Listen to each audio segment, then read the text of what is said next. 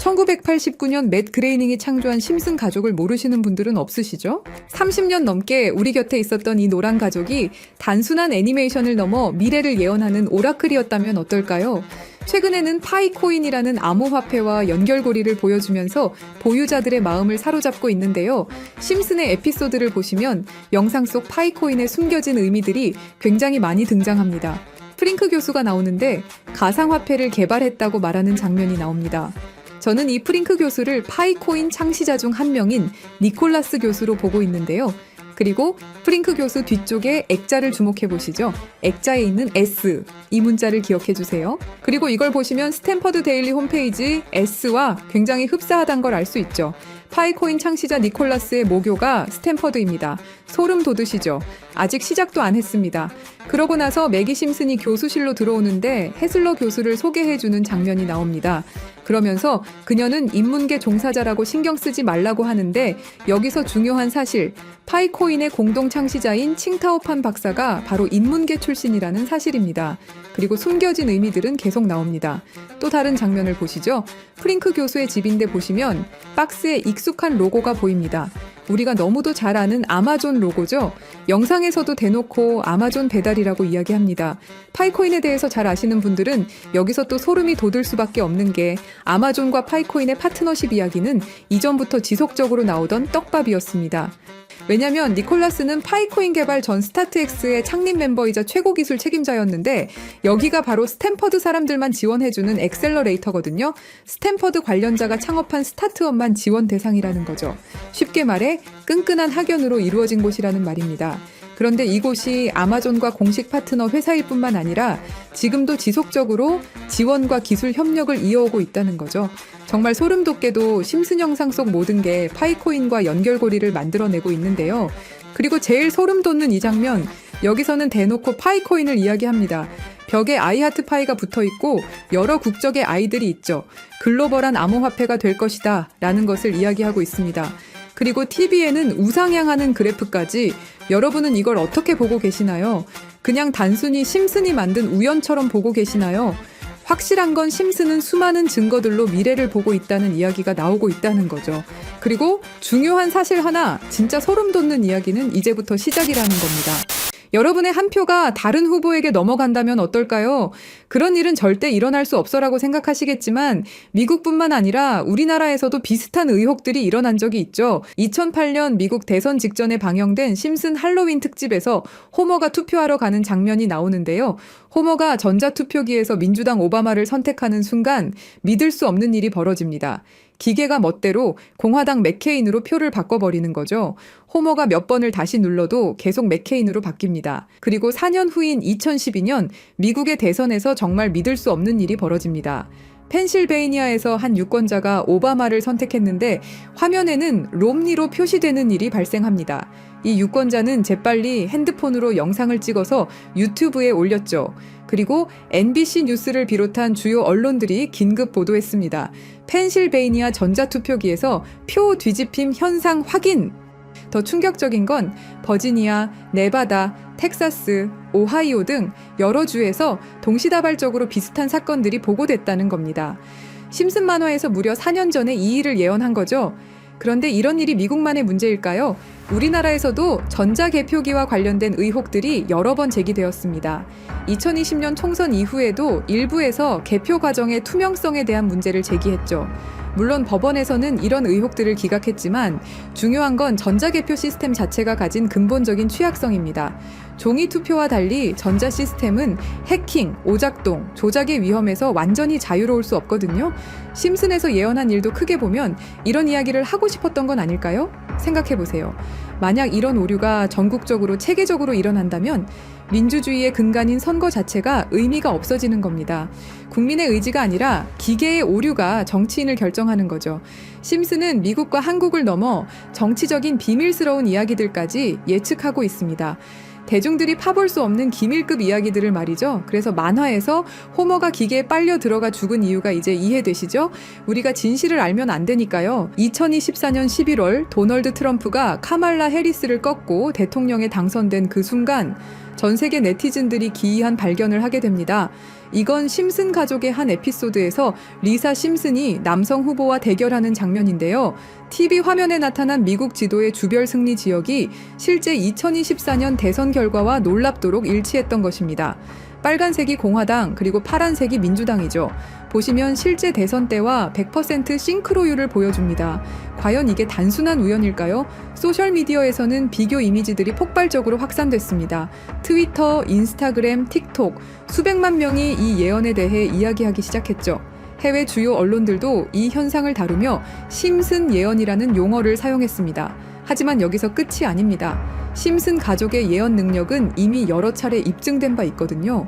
대체 심슨 가족은 어떻게 이런 일들을 미리 알 수 있었을까요? 단순한 우연의 연속일까요? 아니면 정말로 미래를 내다보는 무언가가 있는 걸까요? 지금부터 그 충격적인 진실을 파헤쳐 보겠습니다. 34년 동안 방영된 한 애니메이션이 우리의 미래를 정확히 예측해왔다는 사실. 더 소름 돋는 건 이 애니메이션이 지금 우리에게 말하고 있는 것들입니다. 비트코인, XRP, 시바이누, 그리고 아직 공개되지 않은 어떤 코인에 대한 이야기까지 말이죠.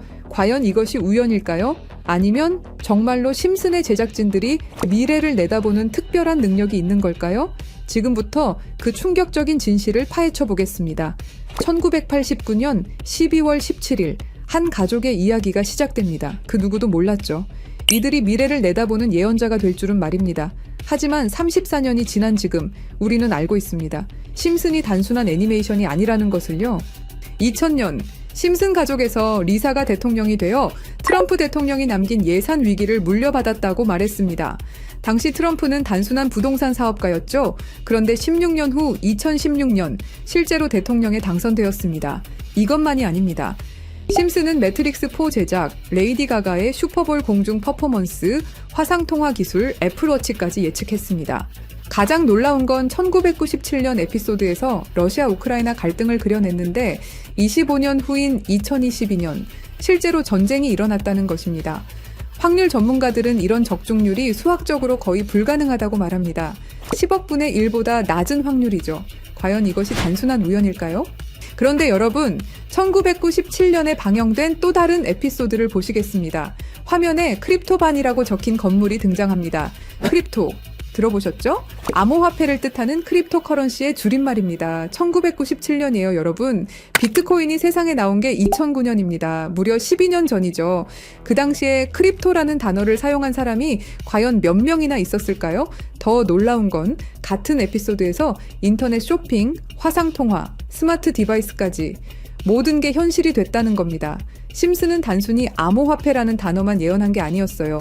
디지털 혁명 전체를 내다보고 있었던 거죠. 지금 생각해보세요. 1997년에 누가 상상이나 했겠습니까?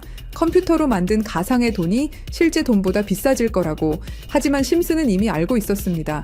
크립토의 시대가 올 것이라는 걸 말이에요. 그리고 지금 심슨은 더 구체적인 것들을 우리에게 말하고 있습니다. 그리고 진짜 충격적인 건 지금부터입니다. 스프링필드의 최고 부자 미스터 번즈, 그가 무서워하는 게 있습니다. 바로 새로운 억만장자의 등장이죠. 해당 에피소드를 자세히 보면 이 새로운 억만장자가 만든 건 새로운 형태의 화폐 시스템입니다. 기존의 은행 시스템을 완전히 뒤바꿀 수 있는 혁신적인 기술이라고 묘사되어 있어요. 더 구체적으로 들여다보면 이 시스템의 특징들이 나옵니다.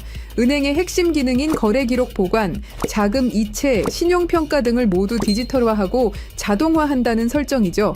이게 뭘 의미하는지 아시겠죠? 바로 블록체인 기술입니다. 그리고 이 프로젝트가 받은 투자 금액이 얼마인지 아세요? 3,500억 원 이상입니다.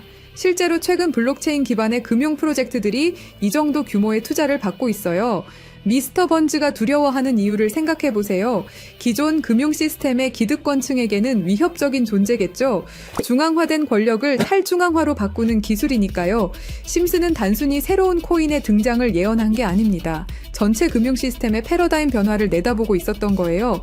이제 정말 충격적인 발견을 공유하겠습니다. 심슨의 여러 에피소드를 분석해보니 특정 알파벳들이 의미 있게 배치되어 있더라고요. 이가 크게 강조되는 장면, 이더리움의 E입니다. B가 등장하는 장면, 비트코인의 B죠. D는 도지코인, L은 라이트코인, F는 파일코인, 그리고 SH는 시바이누를 의미합니다. 이게 정말 우연일까요? 특히 시바이누의 경우를 보세요. 프링크 교수가 시바이누 관련 신문을 들고 있는 장면이 나옵니다. 그리고 실제로 최근 저스틴 선이라는 거대 투자자가 시바이누를 대량으로 매집했다는 뉴스가 나왔어요.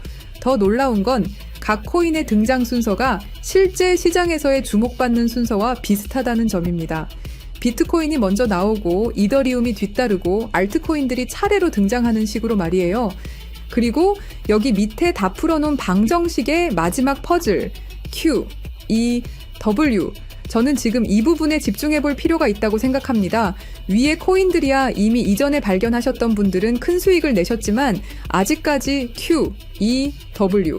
이 부분에 대해서는 의문점들이 많이 남아있죠. 그리고 미스터 번즈가 두려워하는 이유. 이걸 생각해보면 암호화폐 기술 중에 뭐가 있었죠? 맞습니다. 금융권들이 두려워하는 기술인 디파이와 스마트 컨트랙트가 있겠죠. 그럼 이 칠판의 Q, E, W는 무엇을 의미하느냐 이겁니다. 그리고 저희 팀이 지속적으로 파본 결과 리스트들이 하나둘 정리되면서 제일 유력한 하나가 들어왔습니다. 그리고 Q, E, W는 세 가지 코인이 아니라 세 가지를 교집합시킬 수 있는 단서였던 것도요. 일단 Q는 QIB 그룹이라고 불리는 중동 카타르의 대표적인 이슬람 금융기관이 있습니다.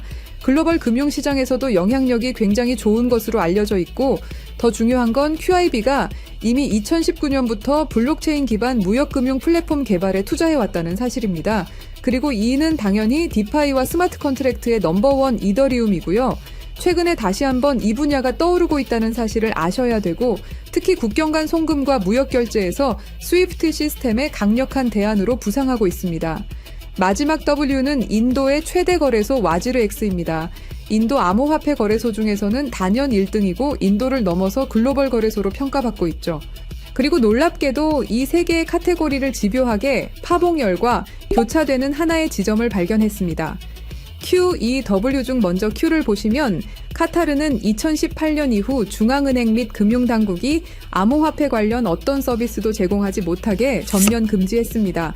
그렇게 까다롭던 카타르가 이제 슬슬 변화의 바람이 불기 시작했는데요. 다시금 블록체인 기술을 사용할 수 있는 방안을 모색 중이고 금지를 풀고 암호화폐로 하여금 새로운 시대를 받아들일 준비를 하고 있습니다. 그 이유는 뭘까요? 단순히 트럼프 때문만이 아닙니다.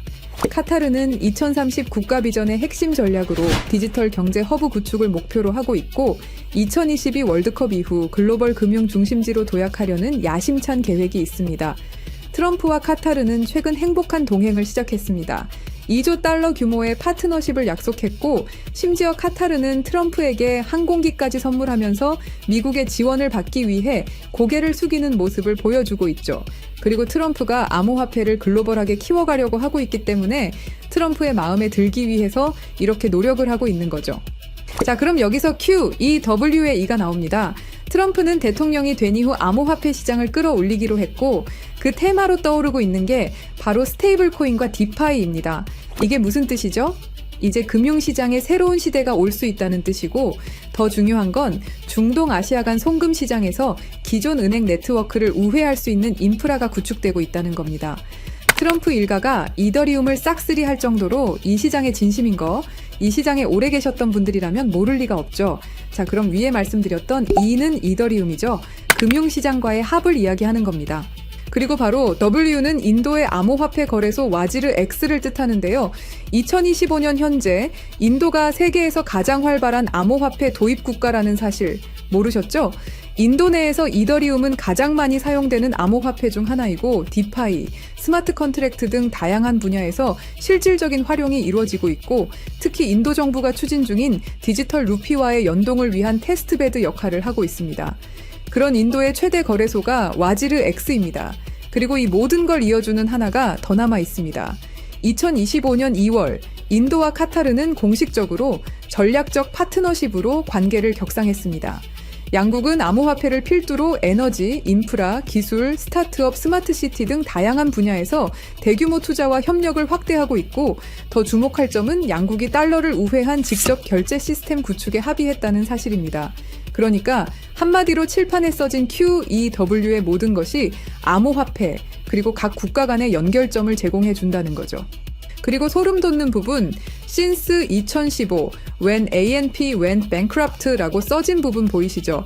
이건 와지르X의 해킹 피해를 정확하게 예언하고 있는데요. 작년 7월 해킹 피해로 피해액이 무려 3,200억이 넘고요. 이 사건으로 지금 와지르X는 거의 파산 수순에 들어갔죠. went bankrupt 파산했다로 해석할 수 있고, 더 중요한 건 이 사건이 중앙화 거래소의 근본적 취약성을 드러냈다는 점입니다. since 2015년은 와지르 X 창업자들이 처음 만났던 시기이면서 동시에 글로벌 송금 시장에서 혁신적 변화가 시작된 원년이기도 하죠. 정확하게 예언하고 있다는 걸 알 수 있습니다. 그리고 이 모든 해킹의 피해액을 이더리움으로 전환했죠. 자, 이렇게 모든 것들이 맞아 떨어져 가고 있는데 그럼 여기서 말하는 게 이더리움이냐? 그건 아닙니다. 진짜 답은 바로 이겁니다. Q, E, W가 모두 이 코인으로 수렴되는 완벽한 이유를 말씀드리겠습니다. 이 코인은 중동에서 가장 활발히 채택되고 있습니다. 카타르 QIB 그룹은 이 코인의 지분 증명 방식이 이슬람 금융 원칙에 완벽히 부합한다고 판단했죠. 몇 년 전부터 구축된 중동 파트너십이 이걸 뒷받침합니다. 이 코인의 최대 강점은 비트코인의 안정성과 이더리움의 스마트 계약을 결합한 하이브리드 구조입니다. 이더리움 가상머신 호환으로 기존 디파이 프로토콜을 그대로 사용하면서도 더 빠른 속도와 낮은 수수료를 제공할 수 있죠. 인도는 이 코인의 최대 사용국 중 하나입니다. 디지털 루피 프로젝트에서 이 코인의 엔터프라이즈 솔루션이 핵심 인프라로 검토되고 있고 와지르X 해킹 사태 이후 더욱 안전한 대안으로 주목받고 있습니다. 종합해보면 카타르의 할랄 금융 자본, 이더리움의 디파이 기술, 인도의 거대한 시장이 이 코인의 플랫폼에서 융합되면 서구 중심 금융 시스템을 우회하는 새로운 아시아, 중동, 아메리카의 금융 블록이 탄생합니다.